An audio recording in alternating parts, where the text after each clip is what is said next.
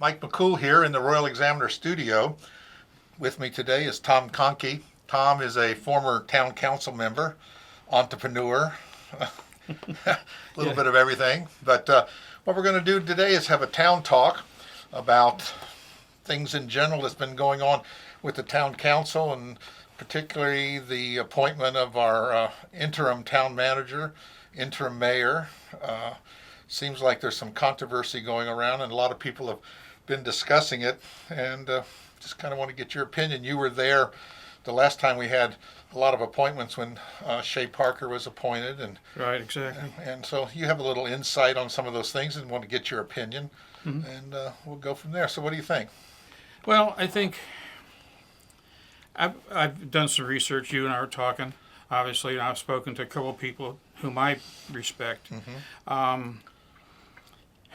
My first take when I heard that they were moving Matt from mayor to town manager was, whoa, this is a conflict of interest. Okay? Because the mayor has the ability to affect the town agenda, where it's going.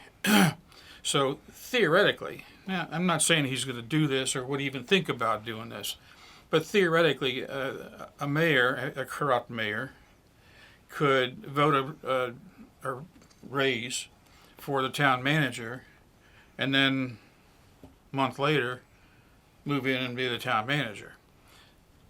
That's just common sense. Everybody understands that that's not right, particularly in a public environment.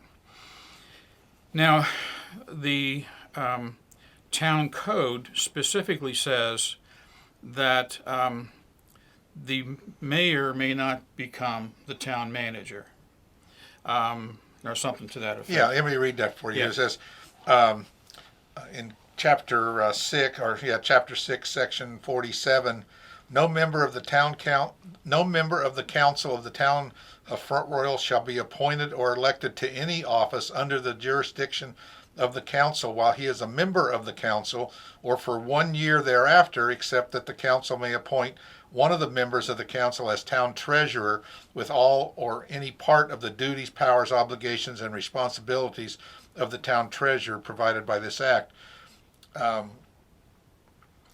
That's pretty clear, except they're using an opinion that happened back in your day from our attorney general at the time, which, by the way, was indicted and went to prison. So, we'll say how good of an attorney he was. Well, but that's a whole different story. That's another time. Yeah. But they're saying then they had a attorney general opinion that the mayor is not part of council, and so that this code doesn't apply. Right.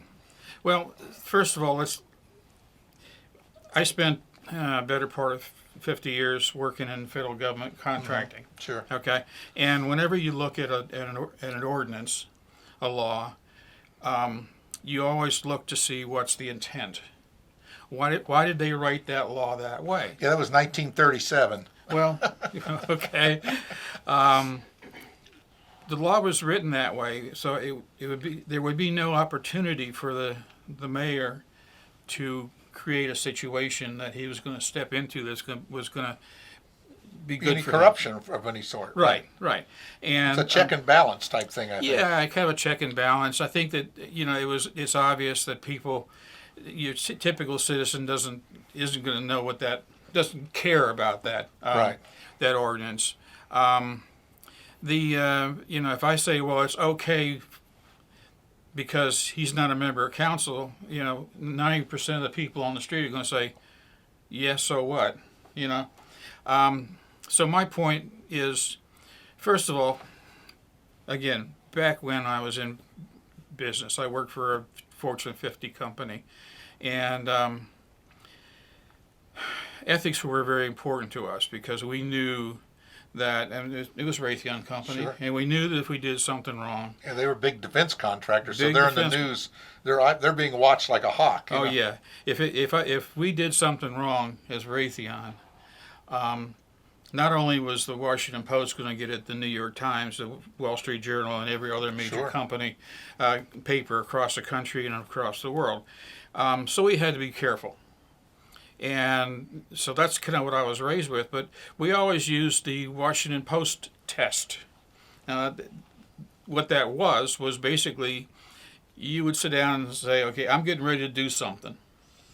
If the Washington Post gets this article, what are they going to say? And am I going to write my name on it and send it to my mom? And if the answer is no, I'm not going to let my mom see it, and it's not going to be very good, then we probably shouldn't do it. The other thing about ethics is if you have to ask, 90% of the time, you already know the answer. You already know the answer, yeah. Yeah, it's not ethical. So, yeah, maybe it's legal. Is it smart? No. Particularly in this particular environment that we're in right now, the time we're in right now, where the EDA has been front and center in everybody's mind. The citizens have, to a large degree, lost confidence in the local government. Right. You see that by the petition to remove all the board supervisors. Right. To go out and do something that's kind of maybe okay, probably because it's legal, is one thing, but in this environment, do you really want to do that to the citizens? I think you've got a responsibility to the people to do what's clearly the best case for them. Right. Right. So I have real issues with it. Way back when I was when I first came to the town, I was on the planning commission, and we had the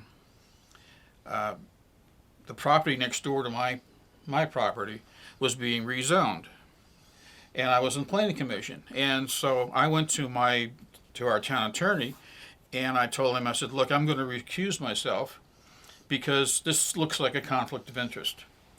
And he goes, oh no, you don't need to do that because you're not getting any money out of this thing, buying or selling, and you don't have to worry about it. I said, well, that's fine, but it doesn't look good.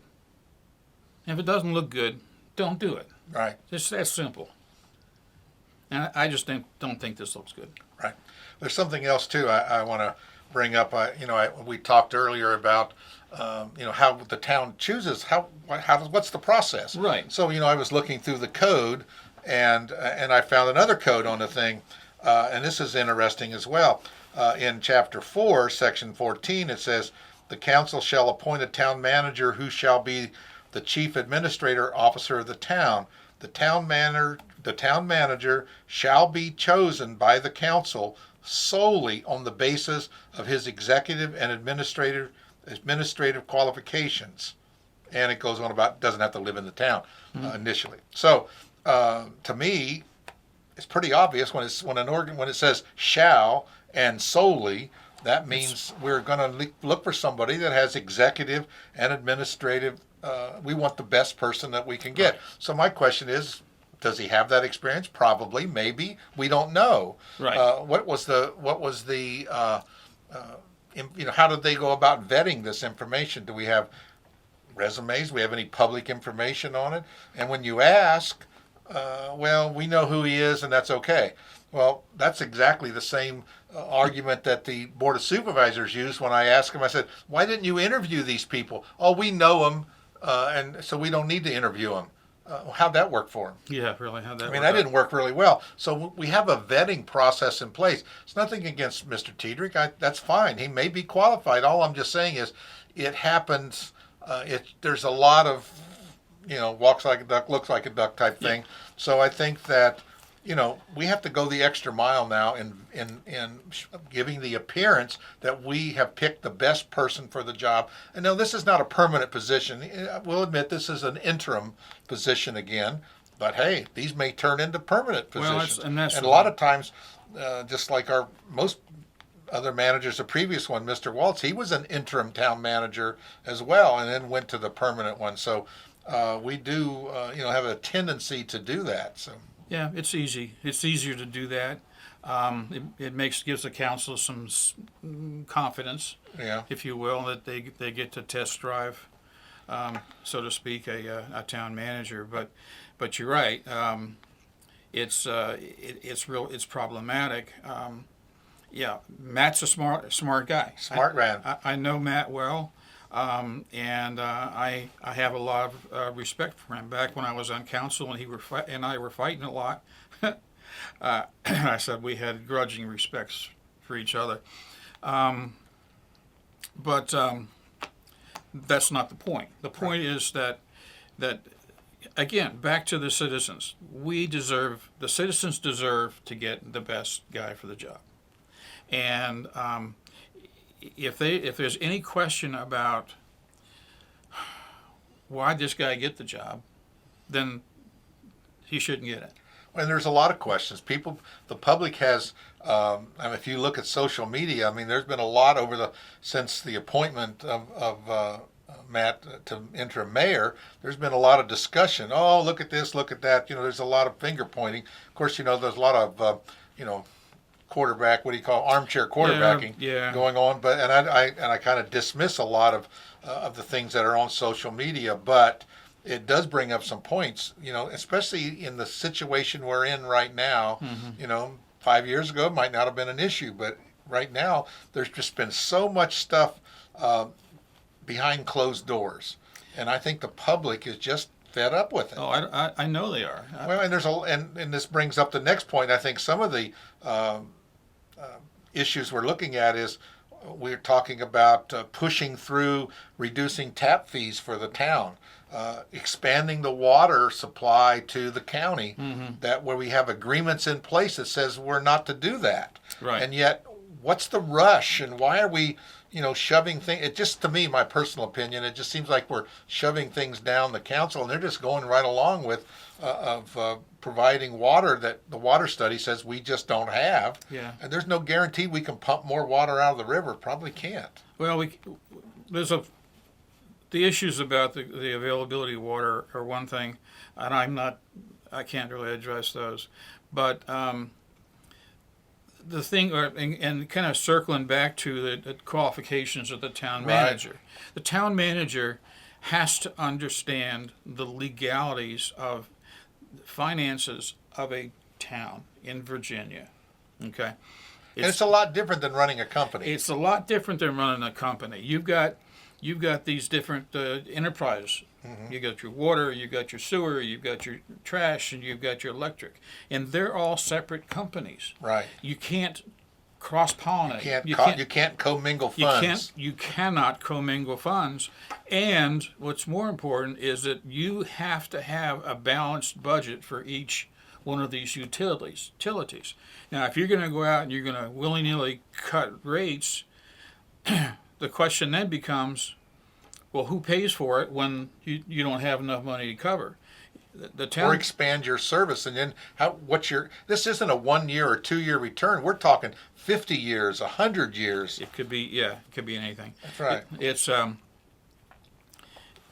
you can't. Matt talks about the slush fund. He likes to use that term. Well, we know it's illegal to have a slush fund. Well, of course it is, but it sounds good. Sounds like a. Well, and do you think he knows better? Of course he does, because I sat down with him, Mike Graham and Kim Kilkey-Breeden, and I sat down with Matt, working through the budget one time, and first thing, and we went through. He was beating us up pretty bad at the time about spending too much money. You don't have a you have a spending problem, not a revenue problem. Well, the two go hand in hand, but that's a different story.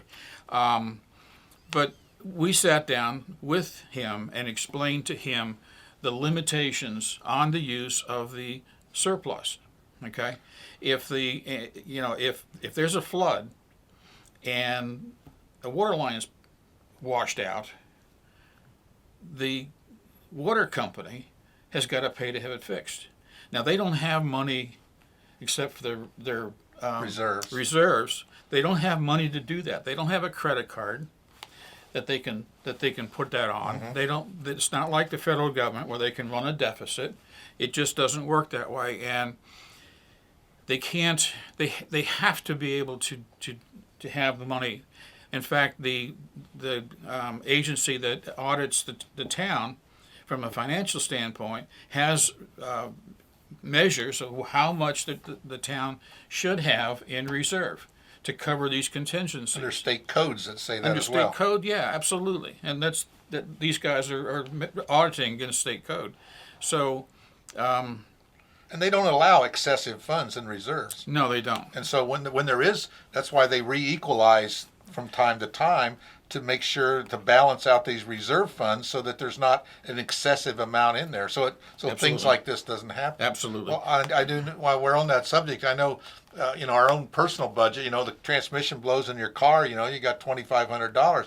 Well, you break something in an enterprise fund, $1 million just doesn't go very far. No, And it sure doesn't. power transformers, water things, and pumps and lines, and it doesn't. Before you know it, road salt. I mean, last year they spent an extra $500,000 Right. because we get a big snow. Things that are unbudgeted. I mean, Right. these are all things that That's a have to come people out of want the their road plow. Well, Right. we don't have any money, so we're not going to plow snow for a week. Yeah, And that's not going to fly. No, That's not going to fly. Now, and that's what the reserves are for.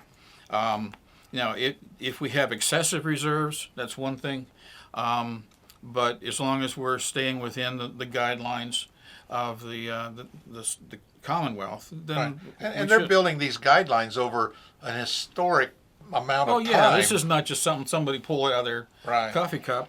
And every community has this. Every that community has these has this. utility funds. Yeah, and I think people don't understand, and most people don't need to understand. The thing that that the utilities are not for profit; they're non-profit operations, and so back when I was on council and soon after that, we did a study for the water rates, Right.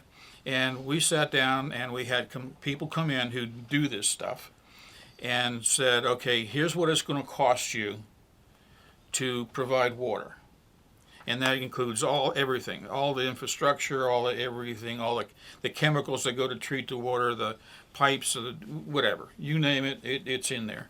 And they came back and said, in fact, when I remember back then, that we were going to have a pretty massive rate increase to keep up. Sure.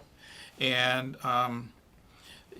they gave us an option, gave the council an option. We either do a big increase this year and just keep it there, or we do smaller increases over the next few years and recover the money that way. And so we planned to do it that way, figuring it would be easier for the citizens.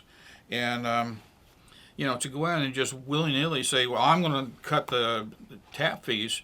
Those tap fees were designed to cover the costs. And they're not, I understand that that the developers don't like to pay them. And I understand that, okay? But somebody's got to pay it. And if the people who are using the services aren't paying it, then who is? Users.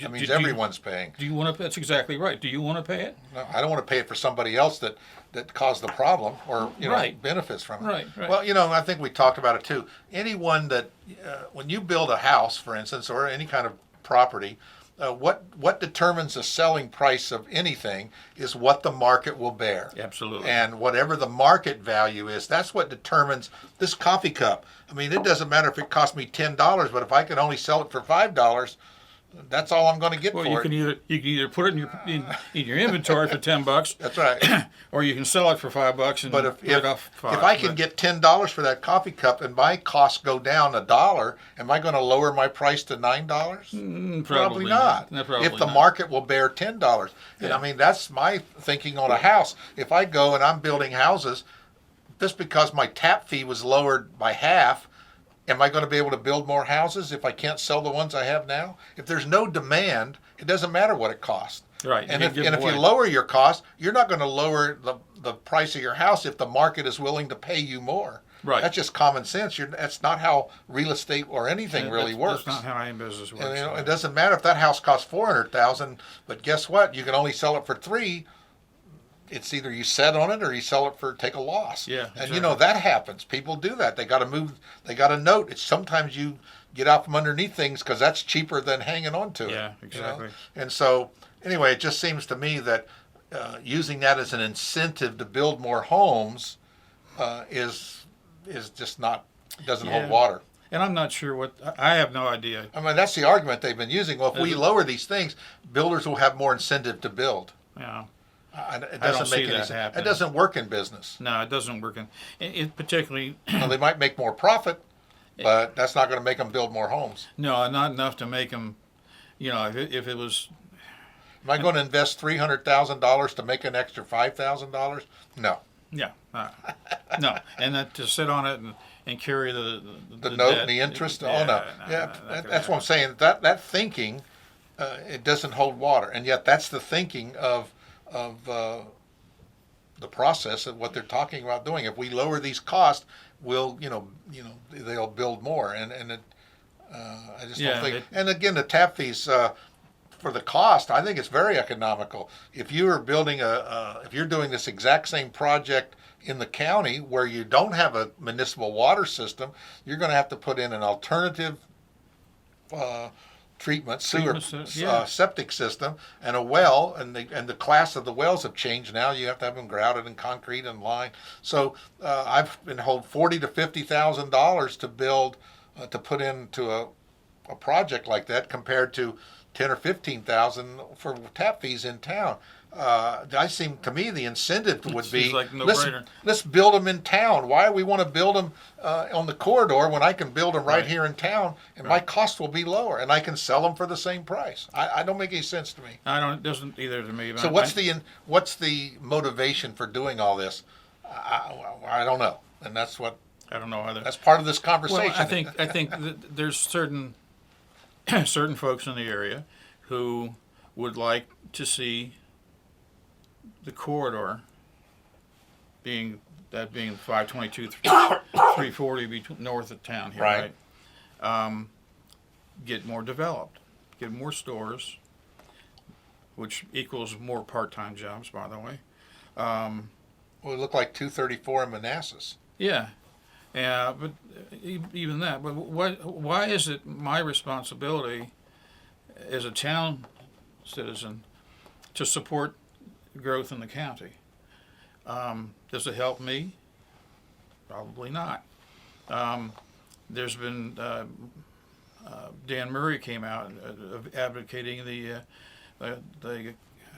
consolidation of Right. town and county. That Matt Tetrick, it's ever since he was on the board of supervisors, I understand that he's pushed for consolidation Yeah. way back then. Well, the thing Just is, curious. yeah, no, Yeah, it is. But what's the point? I mean, why would you consolidate? Because somebody thinks, well, the electric company is making lots of money, and they can take that money and stick it in some other fund, use it for something else. No, they can't. No, they can't. And it's not going to be good for the citizens because what they're going to have to do, because this county cannot have an electric utility, they're going to have to sell that or dispose of it somehow or other to REC, probably. The citizens are going to end up paying cost plus Even if you profit. consolidated, you would still have a town overlay because there's services that are only the town. It's kind of like a sanitary district. There's fees in a sanitary district because only those people benefit from it, and the town would be no different. You would still have an overlay and an additional tax on top of town, even if you consolidated. All you would eliminate was, you might eliminate the police and the sheriff. That might be about the only thing, and you'd have one government body instead of two. But a very small cost. In fact, you may end up with, I've heard people talk about it, that they've studied it in the past, that actually may end up with costing us more money and not be as economical as people think it would be. Yeah. Well, one of the things that people don't realize, I think, or think about, is the fact that right now the town maintains the roads in town. If the town government were to go away, then somebody's going to have to maintain those roads. And if it were to go to VDOT to maintain the roads, because that they maintain the roads in the county, right? If it goes to VDOT, then VDOT would have the opportunity to look at the roads and say, all right, this road, this road, this road, and this road do not meet our standards. So we're not going to maintain them. So you're not going to maintain them, but you got to bring them up to our standards. Exactly. And that could cost a lot of money. And for what? We And wouldn't really get. what do you get from that? Well, that's why I'm saying part of our conversation has started is, what's the motivation for all this activity? Yeah. Not much productivity, but a lot of activity. Right. And I always say if it's a good deal today, it's a good deal tomorrow. Well, I got myself in trouble with Mr. Tedrick many years ago when I was running for council, and he had a situation where they wanted to build Crooked Run 2 Right. back then, and the developer had promised some baseball fields, okay, but you have to sign the agreement today. Right. Has to be today. Has to be today, and I talked to friends, asked me to come in, talk to speak in front of the Board of Supervisors, and I said, look, I've been in business for 40 plus years, almost 50 years, and I've been faced with this any number of times, and every time it's come back with, well, we got a quota we're trying to fill this month, okay? Okay, well, yeah, I understand you can't do it today. All right, so we'll do it tomorrow. We'll do it the next day. We'll do it a week from now. You can always get somebody, and you're a businessman. Sure. You've been down this pike before, and in your business, it's cutthroat, right? There's a lot of stuff that's cutthroat in your business, and I know that. And Called competition. yeah, it's called enthusiastic competition. But there's always people coming in saying, "Look, I can make you a deal today." Oh yeah, today. If you sign this today, such a deal. Yeah, such a deal I got for you. I know. And it always. But again, it's never to benefit me. It's always to benefit them, and I think that's how we have to look at things. Yeah. If it's a good deal today, we'll come back tomorrow. We'll see how good it is. Right. And if it's really a good deal, it still will be. It'll still be a good deal, and we'll go ahead and do it. Yeah. But well, I think part of what we're talking about today in this town talk is just putting out some opinions and insights to get people to think about the processes of our government. Keep an eye on things. I mean, that's really what we're all about. We're trying to, and then get people involved into their government, not just sit back and say, well, that's the only way it's got to be. I think if people speak up, show up to meetings, let their elected officials to know how they feel, and if you don't like them, you vote them out. Yeah, exactly. Or you vote them in, whichever way you want to do it. But I think we're coming up to an election on November 5th. It's important that everyone get out and vote and be aware of what's, this particular thing we're talking about this morning is really not a voting issue, but hey, the people that put this in place are elected officials, and they need to be held accountable for it, good or bad. And they're supposed to represent you, the taxpayer. That's right. You're paying them. You're paying for these services. You should act like you should actually believe and know that you're responsible for it. It's coming out of your pocket. Exactly. And if you don't like what they're doing, then you got to say so. You got to vote. Okay, and that's how you change things. My granddaughter just turned 17. How'd that happen? I know. And I was talking to her, and I said, "Have you registered to vote yet?" "No, but I'm going to." "Well, make sure you do, because you have the opportunity. You and all of your friends have the opportunity to make some significant changes in the way this country is written, is administered, and even more so here in the town. It's vital. Back when I was elected to town council, the difference between the votes I got and the next person down, who I won, they lost, you could have carried those people in a minivan. Yeah. Okay. So every vote counts. Every vote and counts. Even in town elections, it's even more important. Well, that's the point. I mean, sometimes back then they were elected in May, and literally a couple hundred votes would swing an election easily. I think I won by 30. Yeah. 30. Yeah. Right? And well, what did we happen in our house in the state? They won it on a coin flip. Did they really? Yeah. So I mean, things. That's a statewide election. I mean, so you think about things can happen. So every vote does count. And if you're not happy with things that go on in your government, speak up. You know, if you see something, say something, and that applies to about everything. Really. Let your elected officials know, and Let them know, and stand up and go to a council meeting. Every council meeting, and then this coming Monday, is the next council meeting. right, Go to the council meeting, stand up in the citizens' comments, and tell them what you think. Exactly. Tell them you're not happy with what they're doing. right, And this business with the tap fees was going to get pushed through, but somebody stood up and said, "Whoa, whoa, wait a minute. Wait a minute, Yeah, exactly, wait a minute." And so they waited. Well, have they waited for long enough? I don't think so, but that's a different story. right." Well, Tom, I really appreciate you taking time coming out of your retirement and talking to us. And it's what we're here for. It's our town talk. We talk about things that affect our town and county, and things that we feel. It's an opinion process, and we all have one.